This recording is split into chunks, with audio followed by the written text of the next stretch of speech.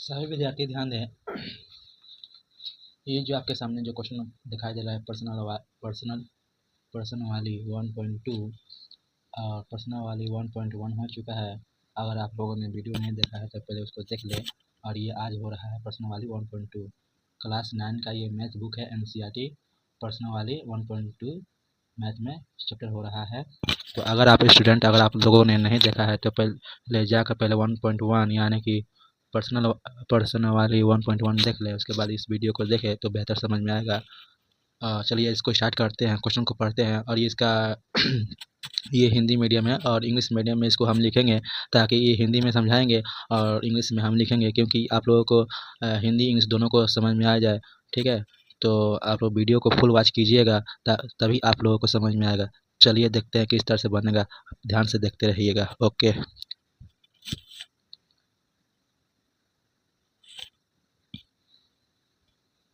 देखिए पहला नंबर जो क्वेश्चन पूछा गया है, पहला नंबर में जो क्वेश्चन पूछा गया है तो पूछा गया है कि नीचे दिए गए कथन सत्य है या असत्य है, कारण के साथ अपना उत्तर दीजिए।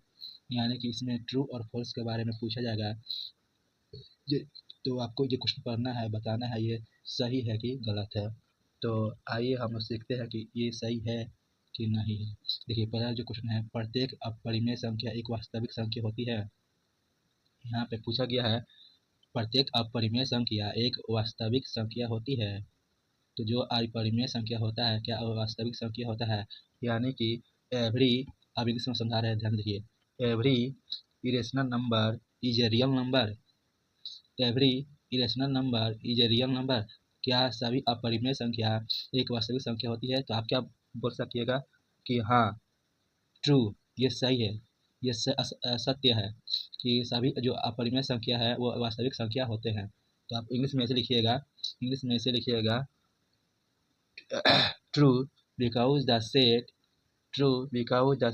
of real number consists of rational number and irrational numbers। Answer आपका हो गया। ठीक है, और यहाँ पर आप हिंदी में अगर लिखिएगा तो यहाँ पर लिखिएगा सत्य। यहाँ सत्य है प्रत्येक अपरिमेय संख्या एक वास्तविक संख्या होती है। ठीक है, ये सत्य है। ओके, तो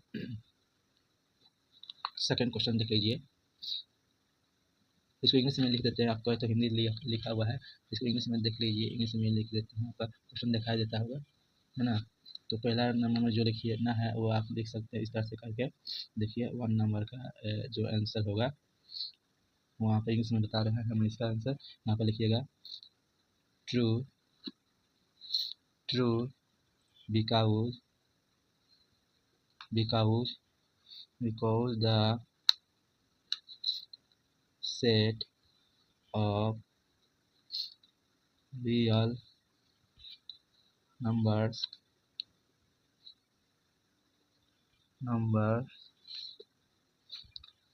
consist of rational numbers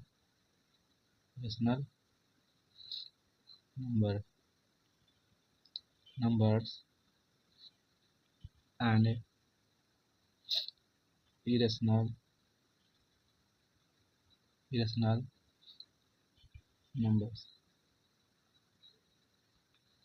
बस ये आपको इंग्लिश में लिखना है, true because the set of real number consist of rational number and irrational number. बस हो गया, आपका पहला का आंसर हो गया। इंग्लिश में लिखवा है ये, और हिंदी में लिखिएगा प्रत्येक अपरिमेय संख्या एक वास्तविक संख्या होती है, ये सही है। ठीक है, आपको बस इतना ही लिख देना है, आपका आंसर हो जाएगा।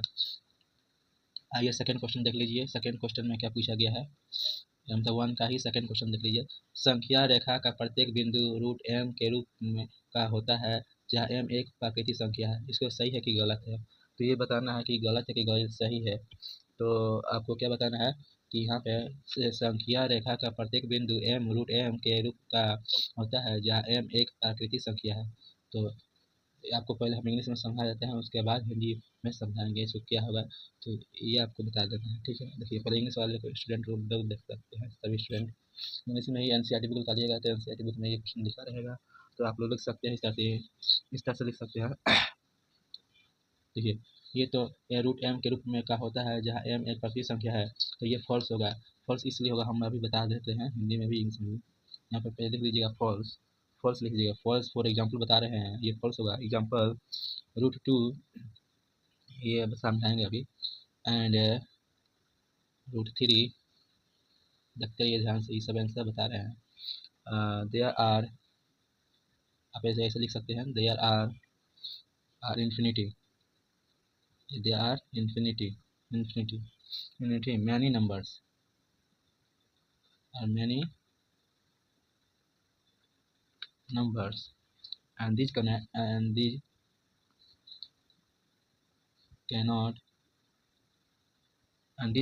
be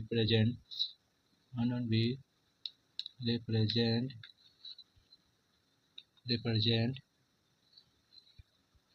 in the form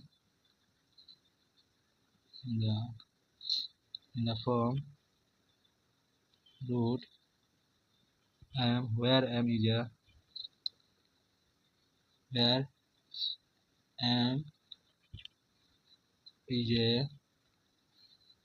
natural number,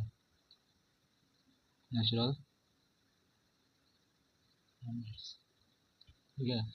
तो ये फॉल्स होगा, सही नहीं, क्योंकि ये देखिए ये फॉल्स होगा। For √2 and √3 they are infinity many numbers, ये मैनी नंबर्स का ये इन्फिनिटी होता है। And this can not be represent in the form of √m, और ये √m के फॉर्म में ये रिप्रेजेंट रहते हैं, के रिप्रेजेंट नहीं रहते हैं। वह m इज अ नेचुरल, और m क्या है, m एक प्राकृतिक संख्या, प्राकृतिक यानी कि नेचुरल नंबर है, इसी कारण ये फॉल्स है। तो आप लोग लिख दीजिएगा हिंदी वाले स्टूडेंट, ये असत्य है, क्योंकि संख्या रेखा का प्रत्येक बिंदु रूप m के रूप का नहीं होता है, जहाँ m एक प्राकृतिक संख्या, जहाँ पर m एक प्राकृतिक संख्या है, यानी कि नेचुरल नंबर है। तो ये फॉल्स है, आप इसे भी लिख सकते हैं। तो ये आपका आंसर सही हो जाएगा, ठीक है, हिंदी वाला स्टूडेंट। और इंग्लिश वाला स्टूडेंट जो इंग्लिश मीडियम का है वो ये लिखेंगे, ठीक है। आप लोग ध्यान से देख लीजिए। अब आइए देखिए 3 नंबर जो क्वेश्चन है, ये पहला हो गया, दूसरा हो गया, ये तीसरा नंबर देख लीजिए। अगर आपको सभी स्टूडेंट को अगर अच्छा लग रहा है, समझ में आ रहा है, तो चैनल को लाइक कर दीजिए और चैनल को सब्सक्राइब कर दीजिए और अपने दोस्तों में शेयर कर दें। आइए 3 नंबर क्वेश्चन देख लेते हैं।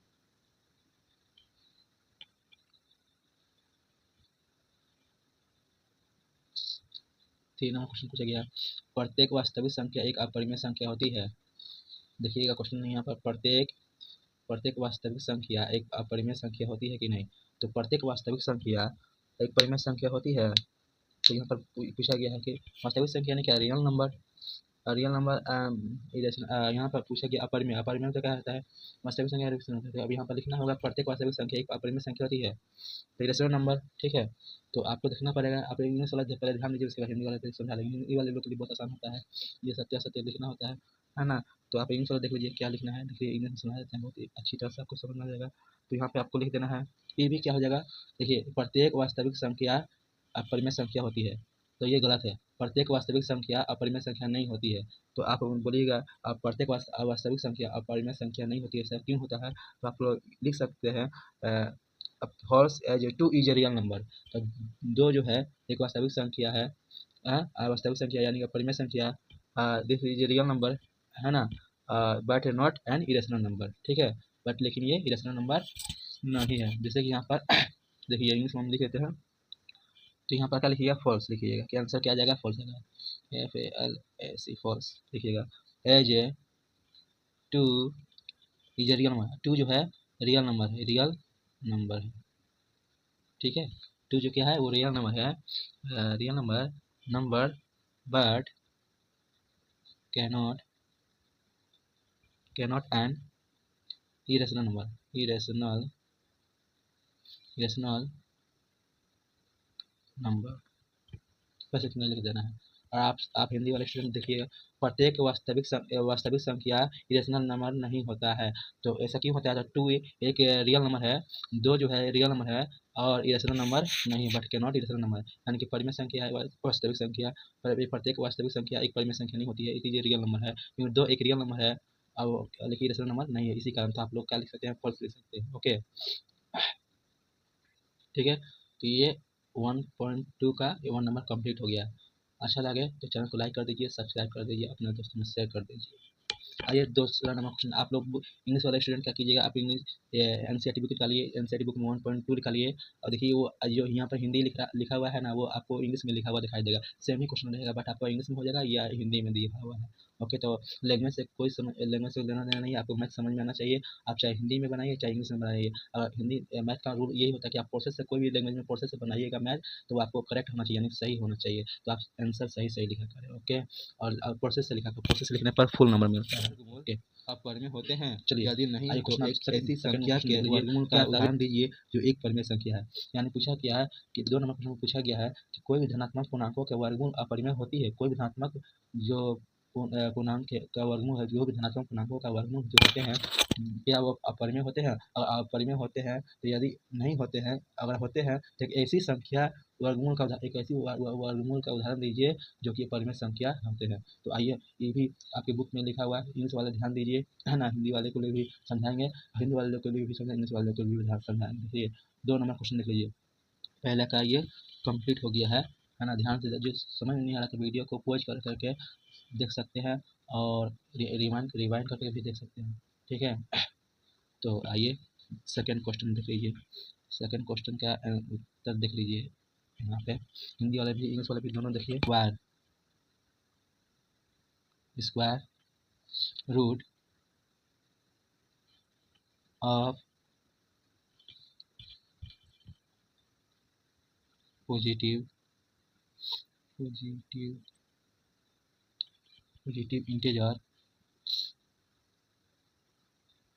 इंटीजर पहले लिख लेते हैं, उसके बाद समझाते हैं ताकि आपको अच्छी तरह से समझा पाए। Irrational not irrational four √4 is equal to 2, तो which is a rational number।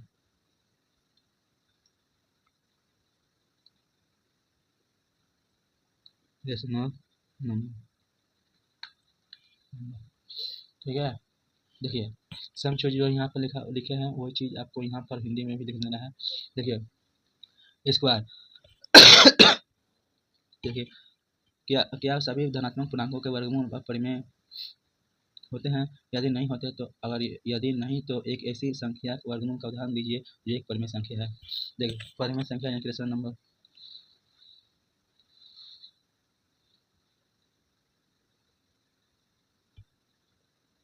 ठीक है।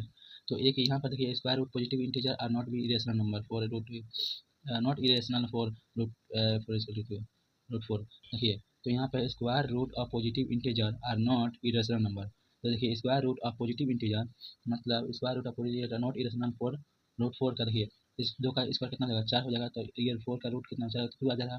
तो 2 जो आ रहा है irrational integer are not irrational number 2, तो 4 विच इज रेशनल नंबर, तो 2 is which is rational number, तो 2 हो जाएगा, है ना। क्योंकि ये स्क्वायर पड़ रहा है तो इसी ना हो जाएगा। तो इसीलिए ये धनात्मक पूर्णांक वर्गमूल परिमेय होते हैं। यदि नहीं तो एक ऐसी संख्या बताइए, वर्गमूल का उदाहरण दीजिए जो एक परिमेय संख्या है। तो √4 का 2, तो ये एक परिमेय संख्या है, ठीक है। ये एक परिमेय संख्या है जो कि रेशनल नंबर है, ठीक है। ये एग्जाम्पल है, तो आप इसको हिंदी में भी लिख सकते हैं, इंग्लिश में भी लिख सकते हैं। अगर समझ में आ रहा है तो आप लिख सकते हैं। ये दो इसके बाद पूछा गया कि एग्जाम्पल दे देना है। एग्जाम्पल दीजिए √4 और क्या एग्जाम्पल दे दीजिए √4 और रूट होता है √4 का कितना होता है 2 हो गया, तो विच इज रेशनल नंबर, तो ये रेशनल नंबर हो गया। स्क्वायर दे दिया तो root not integer positive not integer not rational number for √2, ठीक है। विच इज रेशनल नंबर, ठीक है, ठीक है। तो आपको आई थिंक आपको समझ में आ रहा होगा। देख लीजिए फिर से 1 2 3 क्वेश्चन को। ये 4 नंबर क्वेश्चन छोड़ देंगे क्योंकि ये एग्जाम में उतना नहीं पूछा जाता है, 3 नंबर पूछा जाता है एग्जाम में। 3 नंबर अच्छी तरह से देखिए क्वेश्चन पूछा गया है।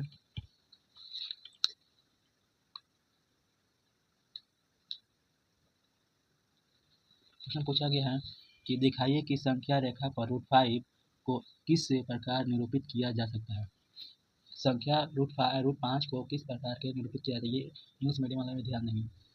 ये 3 नंबर जो है जो √5 को किस प्रकार निरूपित किया जाता है। तो आइए हम लोग सीखते हैं। देखिए कुछ नहीं करना है आपको, स्केल से बना सकते हैं। एक स्केल ले लीजिए या स्केल नहीं होता स्केल नहीं तो कंपास ले लीजिए या प्रोडक्ट ले लीजिए। कंपास और स्केल का यूज़ कीजिएगा, अभी मेरे पास स्केल नहीं है कंपास नहीं है तो मैं से ही कर दे रहा हूँ, पेन से ही कर दे रहा हूँ ताकि आपको अच्छी तरह समझ में बता देना अच्छी तरह कीजिएगा। क्वेश्चन के बाद फिर से रीड कर देते हैं। देखिए दिखाइए कि संख्या रूट 5 को किस प्रकार निरूपित किया जा सकता है ना, यानी कि निरूपित किया जा सकता है। ठीक है, रूट 5 को तो हम देखिए कैसे करना है, इसका आंसर आप लोग लिखिएगा एग्जाम में। आप लोग क्या कीजिएगा, एक स्केल ले लीजिएगा, इसको इसे लाइन दे दीजिएगा ऐसे,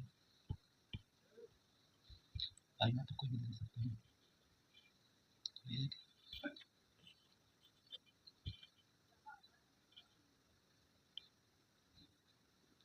कोई भी लाइन दे सकते हैं। ठीक है, पाइप जो है यहाँ से आप कर सकते हैं 1 सेंटीमीटर, यहाँ पे आप इसे खींच दीजिए,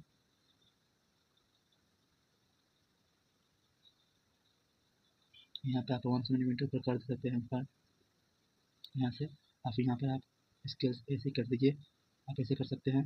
तो आप ये जो है आपका रूट 5 हो जाएगा, ध्यान से देखिए। और ये जो है ये 1 सेंटीमीटर है। अब 1 सेंटीमीटर का कॉम्पास ले लीजिएगा, कॉम्पास यहाँ से ऐसे कीजिएगा, कॉम्पास लेकर इसको ऐसे करिएगा ना, इसे यहाँ पर ऐसे आ जाएगा। ठीक है, ऐसे आ जाएगा नीचे की ओर इस तरह से, कॉम्पास से कीजिएगा तो ये आ जाएगा। इसको काम नाम रख दीजिएगा, सी नाम रख दीजिएगा, क्या नाम रखिएगा, ये जो हो गया ए तो हो गया, ए यहाँ पर रख दीजिएगा, बी क्या रखिएगा, बी रख दीजिएगा। ठीक है, तो अब आप लोग ये बात सीखिए है। तो एक फार्मूला होता है पाइथागोरस थ्योरम, पाइथागोरस थ्योरम का एक फार्मूला होता है पाइथागोरस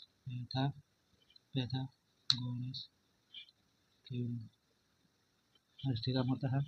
जैसे कि हम यहाँ पर बता देते हैं, अभी ट्रायंगल, अब ये लिखिएगा, ठीक है, ट्रायंगल यहाँ पर इसको बोलते हैं triangle, triangle O A B. अब ओ ए बी हम किस लिए लिखेंगे, ओ ए बी। अब ओ ए बी बराबर क्या, ओ ए बी बराबर होता है, आप क्या लिख सकते हैं, अब देखिए ओ बी कितना दिया हुआ है, तो ओ बी इसको लिखा लिया है।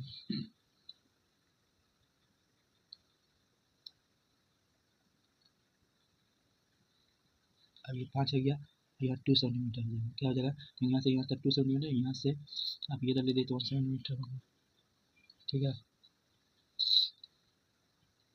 आप यहाँ से कुछ भी लिख सकते तो ये 1 सेंटीमीटर होगा, ये भी 1 सेंटीमीटर हो जाएगा। ठीक है, तो आप यहाँ पर ओ बी लिखिएगा, तो ओ बी स्क्वायर निकालना है, तो ओ बी स्क्वायर ये फॉर्मूला है, तो O A square plus A B square, इसका तो ओ ए कितना दिया, ओ ए दिया है 2, तो 2 का स्क्वायर कर दीजिए प्लस 1 का स्क्वायर कर दीजिएगा। ठीक है, इस तरह से बनाइएगा, फिर कर दीजिएगा, फिर 2 का स्क्वायर कितना था 4 प्लस 1 का 1 होता है, तो आप यहाँ पर ओ बी स्क्वायर रहेगा, ये कुछ लिखिएगा, फिर 4 प्लस 1 कीजिएगा, तो ओ बी स्क्वायर, तो यहाँ पर 5 हो जाएगा, तो ओ बी स्क्वायर 5 हो जाएगा, ओ बी स्क्वायर, तो ओ बी स्क्वायर वो भी कर दीजिएगा यहाँ पर, तो यहाँ रूट 5 आ जाती है, आपका आ गया रूट 5। तो ये आपको प्रूफ करना था, तो ये ओ एस सी कितना आ गया, ओ बी कितना आ गया, रूट 5 आ गया, तो ये प्रूफ हो गया, आपका यही आंसर हो गया। इस तरह से ये हल हो गया, तो आपका यही इस तरह से बनाना है, ये आपका क्या हो जाएगा आंसर, पाइथागोरस थ्योरम पे, पाइथागोरस थ्योरम से ये पुट कर देना है, आंसर आ जाएगा। तो आई थिंक ये वीडियो आपको अच्छी तरह से समझ में आ गया होगा, और समझ में आ गया है तो चैनल को लाइक कर दीजिए, सब्सक्राइब कर दीजिए और शेयर कर दीजिए अपने दोस्तों में। Okay, thank you so much for watching this video.